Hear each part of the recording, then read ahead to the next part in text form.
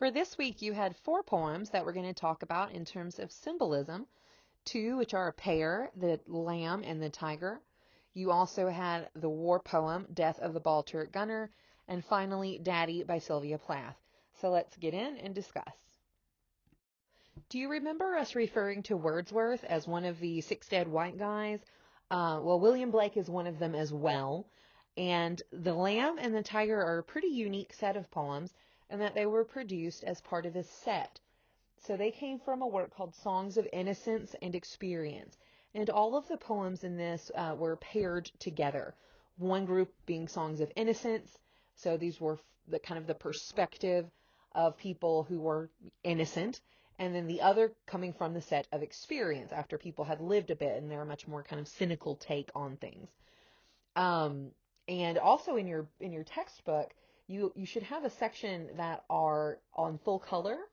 And these are illustrations that William Blake himself created for these poems. And you'll have one for the lamb and one for the tiger, and they have the text as well.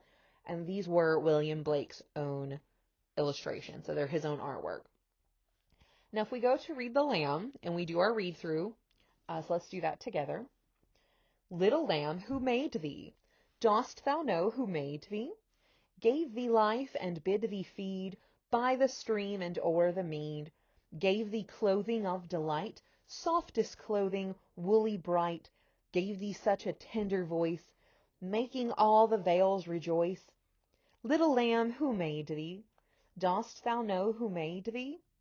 Little lamb, I'll tell thee. Little lamb, I'll tell thee. He is called by thy name, for he calls himself a lamb. He is meek and he is mild. He became a little child. I a child and thou a lamb. We are called by his name. Little lamb, God bless thee. Little lamb, God bless thee. You can see it's quite a simplistic poem. The basic idea of it is, I'm a child, you're a baby sheep. We are both the same, we are both like Jesus. That's the basic idea of it. It sounds like the kind of poem that a young child might read at Sunday school. Dictionary read through, there may be some words here that you have difficulty with, simply for the date. These are, again, quite a bit older in terms of when they were published. They were published in 1789. So mead would be meadow here in line 4. Vales, of course, being valleys. The he that they are referring to is Jesus. A good clue for that is when they capitalize the word lamb. That is generally always going to refer to Jesus. And when you see this little accent mark, like they have in lines 13 and 18 in the word called, that's for basically for rhythm's sake. So that's why I pronounced it called. So yeah, that's our basic first read through in our dictionary. And so when we go to paraphrase, and we're looking at the paraphrase of this, it seems very straightforward. We have a child talking to a lamb. Little lamb, who made thee? Do you know who made you? Who gave you life? Who made you to eat and put you in this pretty valley? Who gave you your wool? Do you know who did it? And there's all this repetition. It was Jesus. Jesus made you, and Jesus is like you, and Jesus became a child like me, and that's why we're connected to Jesus. It's great. And that's basically the paraphrase. It's a pretty straightforward poem. And remember, that's all the paraphrase is. We're going through in chunks, and while we don't have stanza breaks, we do have some kind of offsetting in terms of our indentation that helps us do that. All we're doing is we want to make sure that we've got it broken down and that we understand literally what is happening.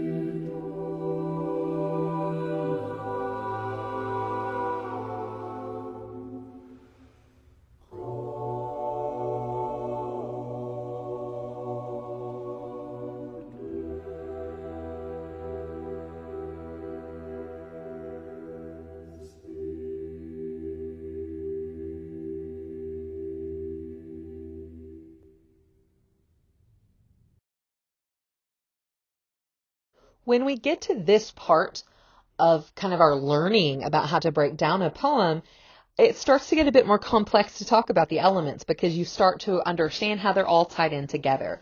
For example, we have this repetition in the form of our poem here. Little lamb, who made thee? Do you know who made you?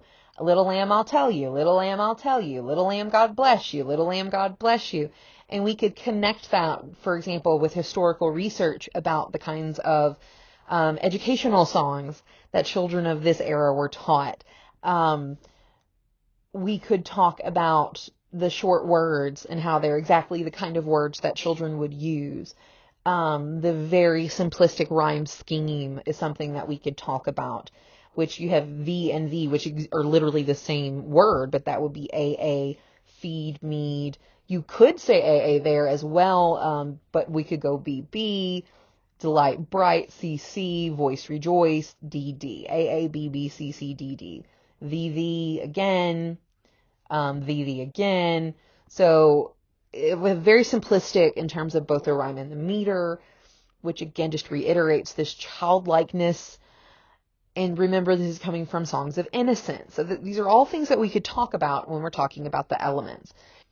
But if we're going to talk about symbols specifically, which is, again, our reference for today, you can't understand it if you don't have that biblical knowledge of knowing what lamb refers to. You have to know that allusion. And so it's one of those things where people who are brought up in a church environment, a Christian church environment, are at an advantage at certain elements of understanding English language literature, just because that was something that people at this time period, pretty much everybody was churched, and it was just an expected point of knowledge that everyone would have. And that is the central symbol in this poem, is the Lamb of God being used for Jesus. That is a typical way that even people today see Jesus. We don't usually conceive of Jesus as the guy who is braiding a whip to chase the moneylenders out of the temple after he flipped some tables, even though that's totally something that Jesus did. So that has to do with the construction of who Jesus is. And so that's something that in the future, when you're taking future classes in literature, if you did not take seriously looking at biblical references, you're going to want to, because you're going to keep running into that. That is, again, the primary symbol in this poem, though. Whereas the lamb was our story from innocence, the tiger is our story from experience. And even just looking at this pair, you can see that one of them is gentle and you wouldn't mind petting it at a petting zoo, but a tiger, you're going to have some sort of healthy apprehension about. So let's do our first read through. Tiger, tiger, burning bright in the forest of the night, what a mortal hand or eye could frame thy fearful symmetry? In what distant deeps or skies burnt the fire of thine eyes? On what wings dare he aspire? What the hand dare seize the fire? And what shoulder and what art could twist the sinews of thy heart? And when thy heart began to beat, what dread hand and what dread feet? What the hammer, what the chain? In what furnace was thy brain? What the anvil, what dread grasp dare its deadly terrors clasp? When the stars threw down their spears and watered heaven with their tears, did he smile his work to see? Did he who made the lamb make thee? Tiger, tiger, burning bright in the forest of the night, what immortal hand or eye dare frame thy fearful symmetry? So yeah, from our first read through, we can see this is a lot more complicated poem than the lamb. There's a lot more going on. We have an animal that's being spoken to, but the language is a lot darker. We have a lot more symbols and allusions as well. But again, the basic question is being asked, who made this animal? So then we go and we do our dictionary read through.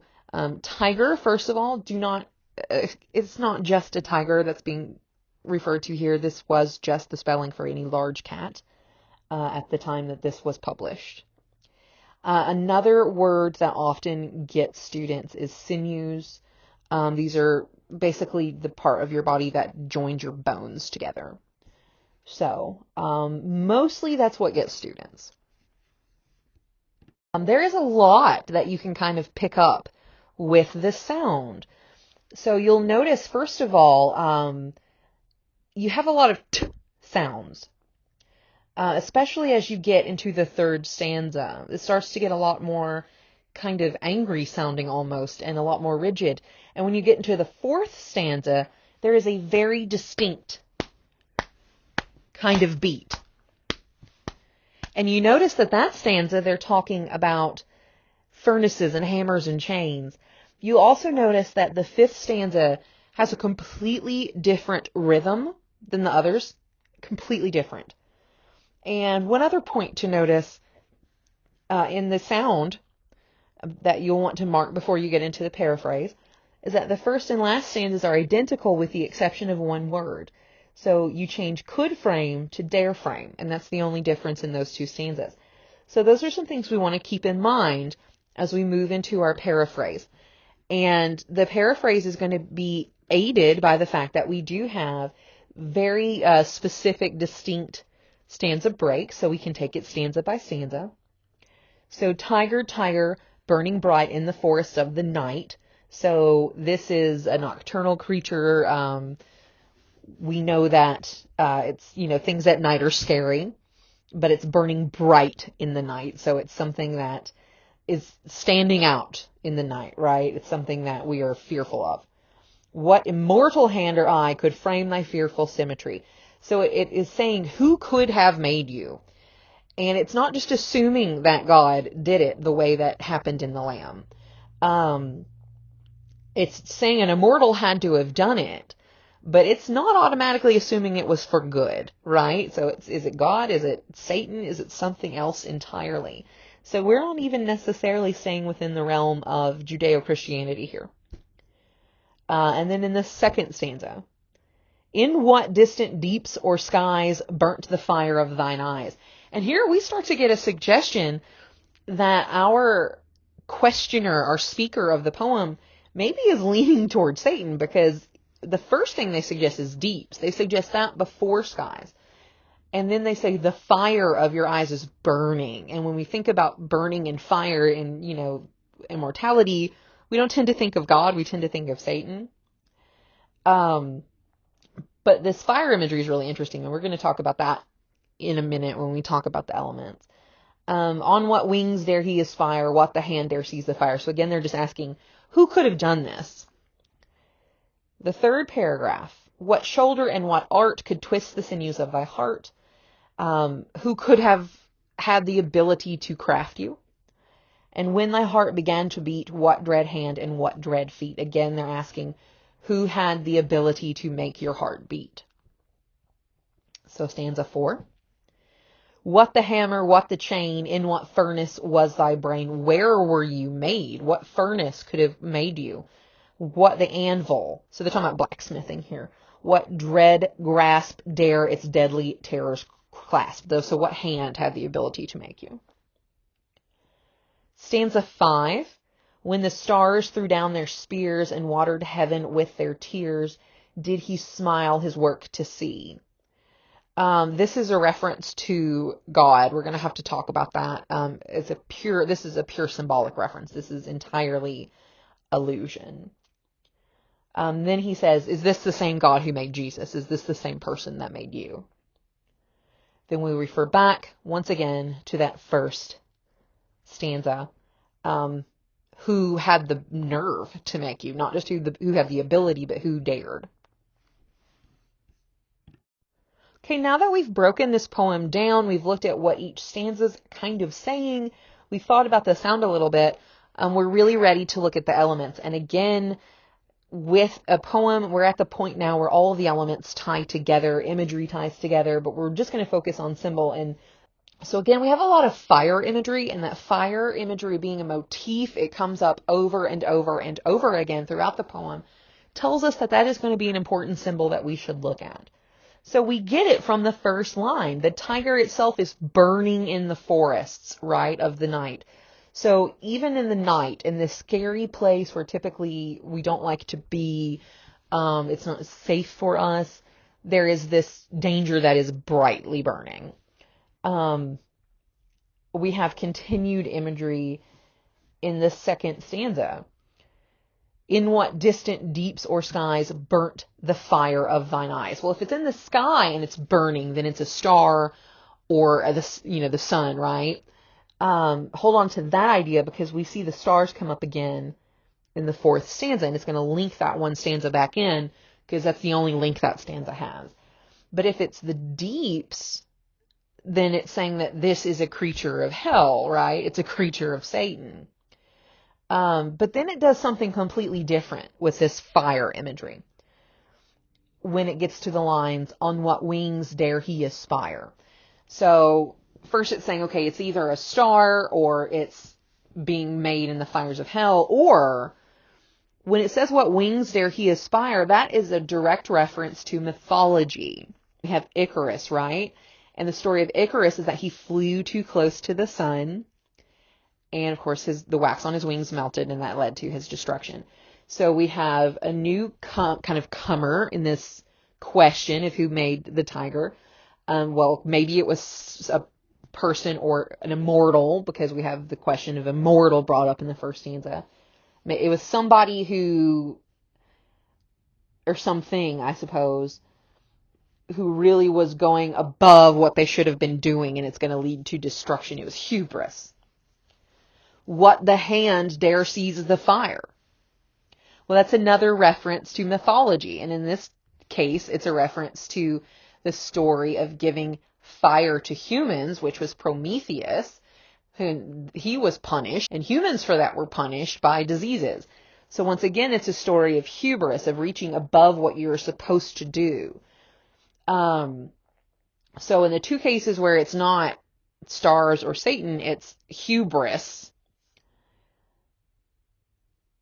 Then we go on to the next bit of fire imagery, and it's a little bit less obvious, but the third and fourth stanzas are imagery of a blacksmith. What the hammer, what the chain, and they're talking about twisting the sinews in a furnace, on an anvil. That's talking about a blacksmith. So we're kind of going down a level every time we have a new suggestion. Except in this case, the blacksmith they're referring to is Hephaestus, which is, again, it's another Greek myth reference. But Hephaestus was the god of the forge. But these are all ideas of, well, who could have created this tiger? Was it these hubristic people reaching for more than they should have? Was it Satan? Was it this god of the forge? Was it just a blacksmith? And so when we get to this fifth stanza, when the stars threw down their spears, and it has that very different rhythm that kind of should have been jolting to you. And also, it's a very different kind of thing that they're talking about, because before it's just all these questions: who did it, on what wings, what the hand, blah, blah, blah. And this sounds so totally different from all that. But when he says, when the stars threw down their spears, that is a reference back to the second stanza. In what distant deeps or skies? So what burns in the skies are stars. And here they're talking about angels. So again, it was angels or demons. And if it was none of these other things, if it was not Satan in the deeps, if it was not Prometheus, if it was not Icarus, if it was not Hephaestus, it's got to be something in the skies, right? But we all know that it's not the angels who create things. So when the stars threw down their spears and watered heaven with their tears, again, that is a symbolic reference to the war in heaven after God made man. So it ties in thematically to acts of creation. The idea here was Lucifer refused to worship man. He thought that the angels were better than man. He didn't want to do it, and he got angels on his side, and they were cast down. So those stars threw down their spears, and Lucifer is a name for the morning star. So when the stars threw down their spears and watered heaven with their tears, Did he smile his work to see? So the question being asked by Blake here is, he's saying, well, we know that God has made things in the past that created all kinds of problems. But did that make God happy? Did he who made the lamb make thee? So he's looped back around. He's gone through all these other options, and he's kind of left with one choice. And we use all of this fire imagery, this motif of fire that comes up throughout. The individual symbols give us clues, but they also tie together into one kind of large motif to help us understand what is being asked by Blake in this poem. And then he comes back around to repeat that first stanza. The first time he said, who could have made you? Well, now he's realized, well, the only one who could have done it was God. So he's asking, who dared make you? Kind of like a why. The poem is asking, why are bad things in the world? Remember, this is a song of experience. Why does God let good things happen to bad people? And it's only through breaking down the symbols that we can really understand what's being asked in this poem. So Randall Jarrell's Death of the Ball Turret Gunner is very short. It's only 5 lines. But it is a very difficult poem to understand because it's pretty much entirely symbol. So let's read it together and then we'll get into the discussion. From my mother's sleep I fell into the state, and I hunched in its belly till my wet fur froze.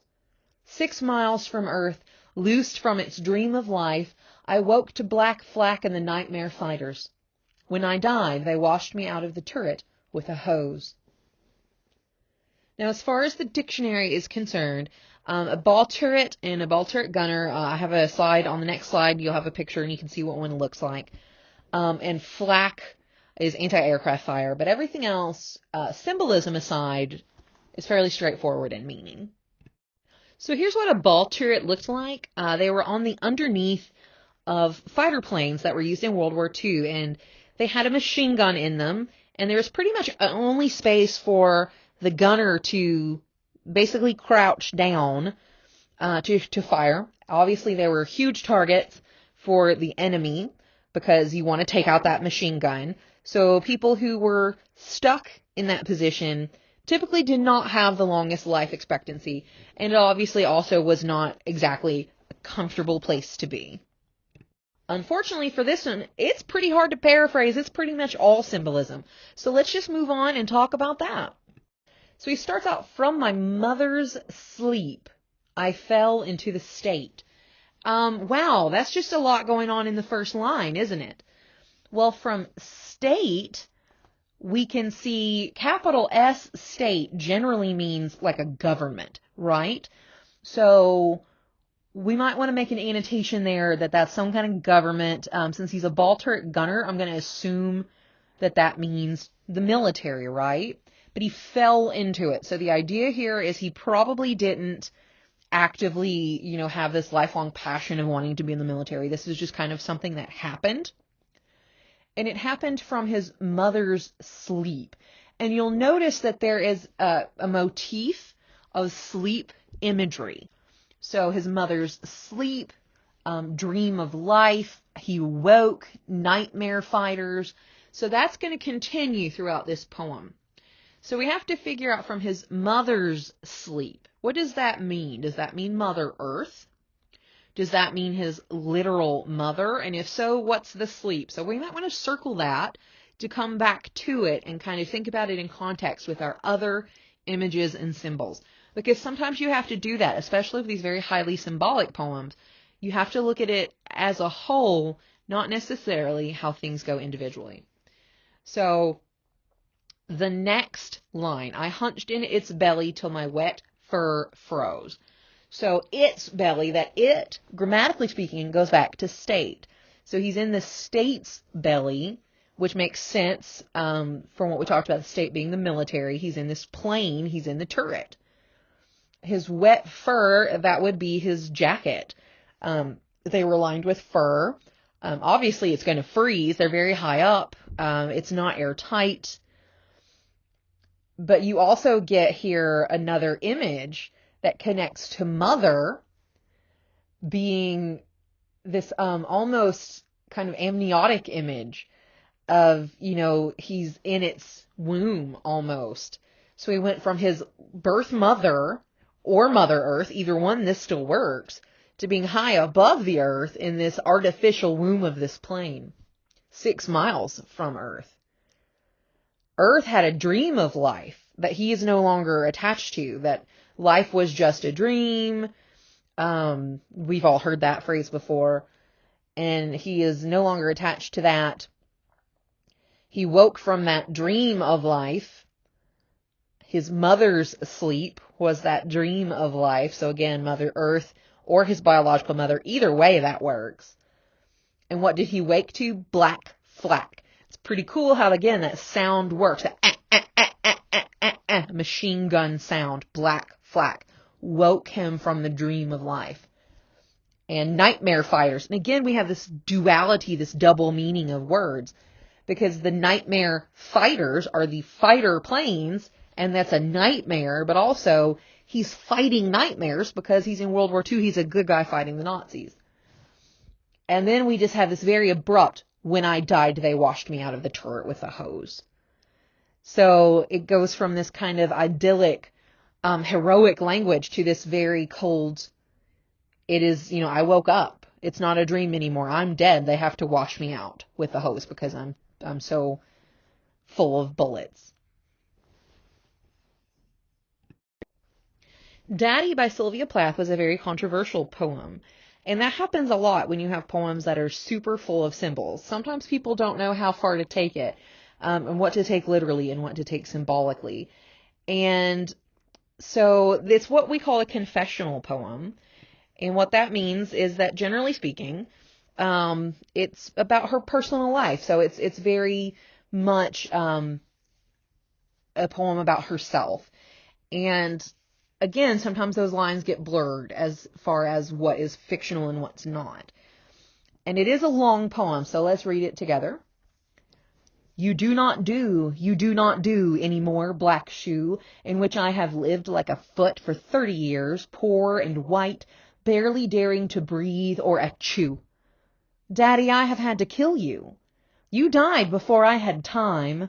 Marble heavy, a bag full of God, ghastly statue with one gray toe, big as a Frisco seal, and a head in the freakish Atlantic where it pours bean green over blue in the waters off beautiful Nauset. I used to pray to recover you. Ach, du. In the German tongue, in the Polish town, scraped flat by the roller of wars, wars, wars. But the name of the town is common. My Polak friend says there are a dozen or two.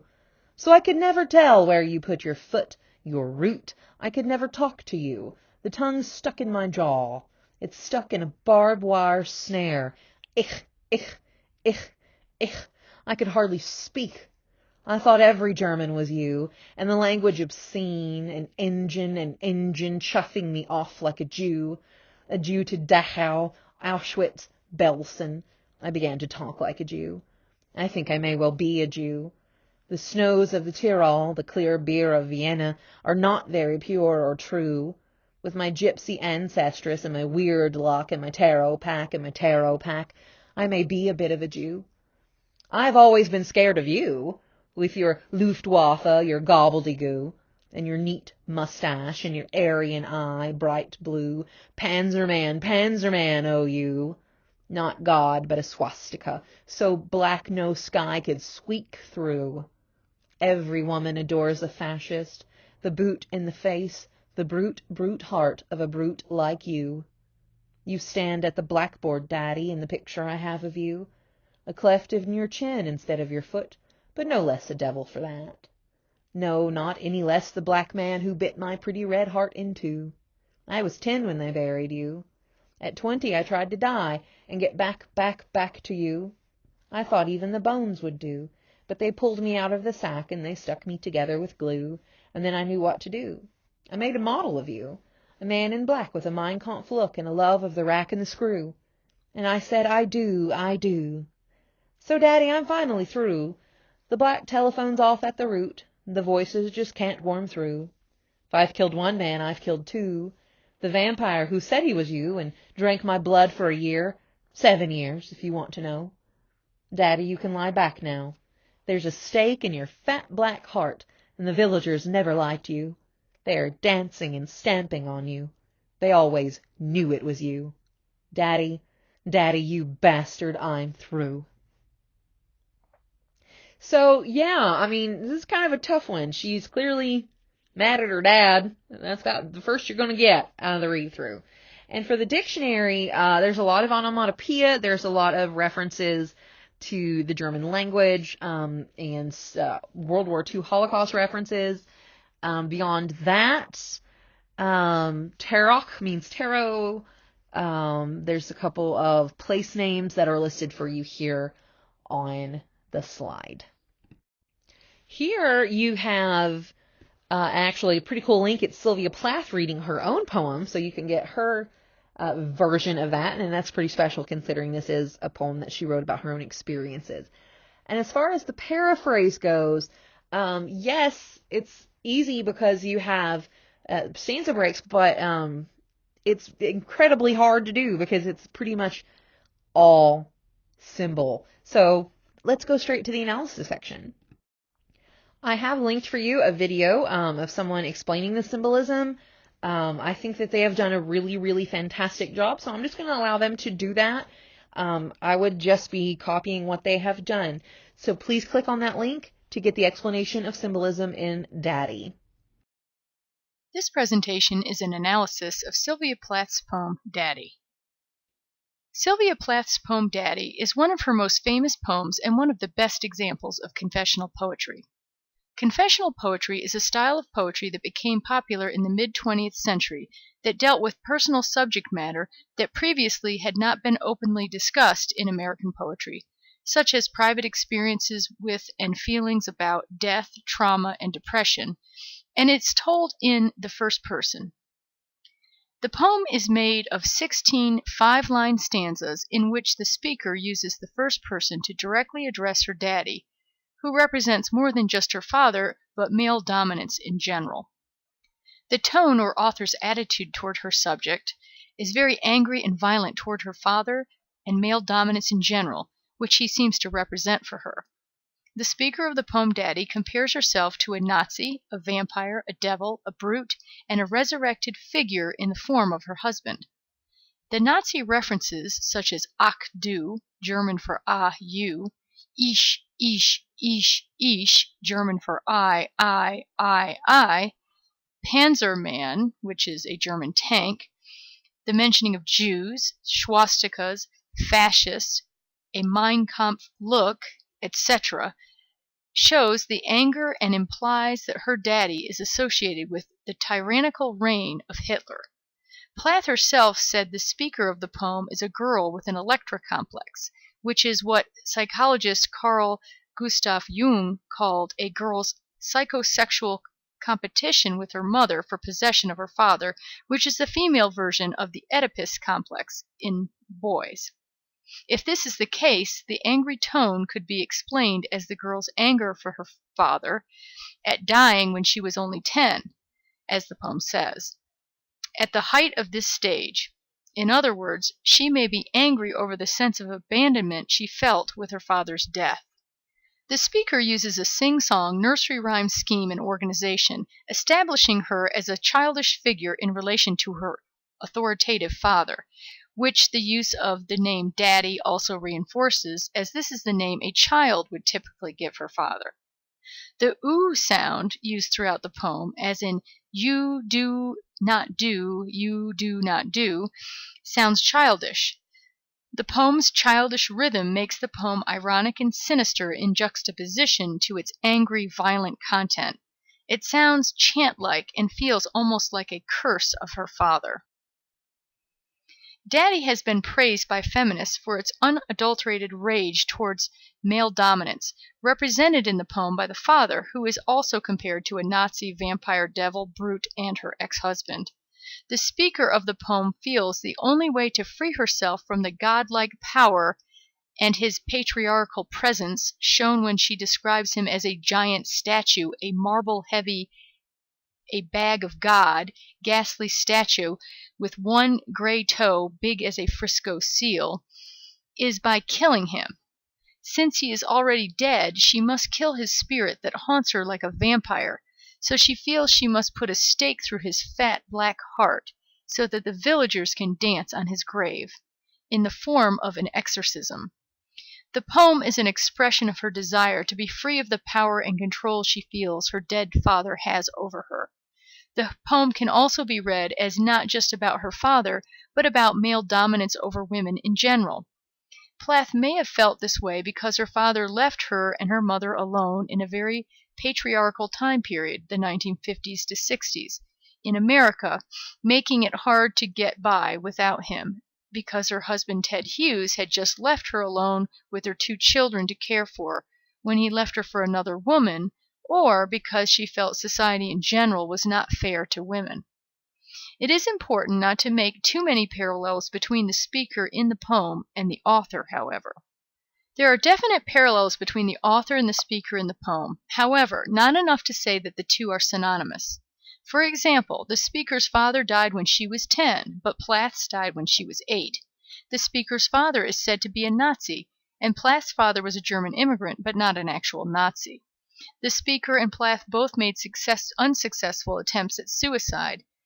The speaker's husband is said to drink her blood for 7 years, and Plath, at the time she wrote the poem, had been married to her husband for 7 years before he left her for another woman. Why doesn't the author make exact parallels with her life? This is probably because the poem is not meant to be taken as completely autobiographical. This allows the speaker to represent more than just herself, but perhaps all women who are oppressed by men or male dominance. And Daddy can also represent more than just the speaker's father and be a symbol of male dominance and repression over women, which she suggests is evil by comparing him to a Nazi vampire and her cheating husband. In fact, Plath's father was a fairly normal, loving father before he died when Plath was 8, so it is possible that she felt more oppressed by the loss of him or the memory of him as a fatherless daughter than by her actual father. In the time period when he died, the 1940s, Plath and her mother probably struggled to survive without a male breadwinner, as her mother had to move them from the coast to teach advanced clerical studies at Boston University after his death. Sylvia Plath's poem Daddy has many characteristics of postmodernism, such as the use of stream of consciousness, emotionalism, fragmentation, and a troubled topic, killing her father and comparing him to a Nazi. It uses paradox in that she says she must kill him even though he is already dead, and that she kills 2 men when she kills him, which also makes her an unreliable narrator, along with the claims that, such as when she says she is through with him, but one wonders if she really is, if she's still so obsessed emotionally with her dead father years after his death. It also uses an unrealistic and downright impossible plot, since she says she will kill a man who is already dead. Additionally, it uses temporal distortion, or the use of a non-linear timeline, in that she claims to be a Jew being shipped off to various Nazi prison camps years after they were closed. Finally, it uses maximalism, which is a disorganized, lengthy, and highly detailed form of writing. The chaotic and difficult-to-follow poem without a clear meaning and the possibility of various interpretations is typical of postmodernism.